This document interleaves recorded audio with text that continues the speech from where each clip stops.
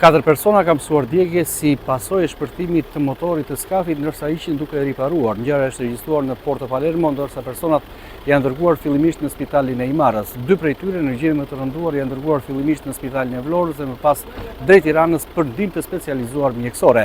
Sipas policisë, dyshohet se ngjarja ka qenë aksidentale, megjithatë janë duke u kryer edhe hetimet përkatëse.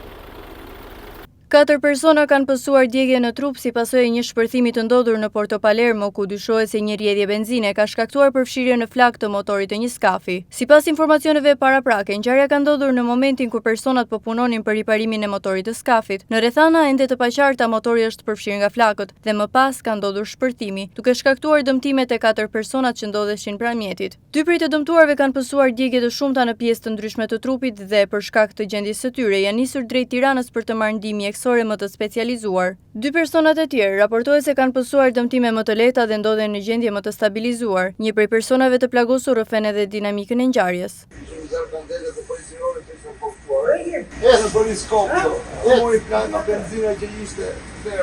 Sa veta ishit të mirë?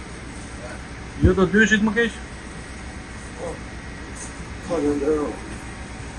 Me njëherë pas ngjarjes, në vendin e incidentit kanë bërritur shërbimet përkatëse, të cilat kanë dhënë ndihmën e parë dhe kanë bërë të mundur transportimin e të dëmtuarve për në spital. Ndërkohë, autoritetet kanë nisur verifikimin për të përcaktuar rrethanat e plota të ngjarjes. Paraprakisht dyshohet se benzina mund të ketë shkaktuar shpërthimin, por shkaqet e sakta dhe mënyra se si ka nisur zjarri pritet të përcaktohen në vijim pas hetimeve dhe ekspertizës në vend ngjarje. Ngjarja ka shkaktuar alarm në zonën e Porto Palermos, ndërsa vijojnë të mblidhen të dhëna për të sqaruar dinamikën e plotë të incidentit dhe gjendjen shëndetësore të personave të dëmtuar.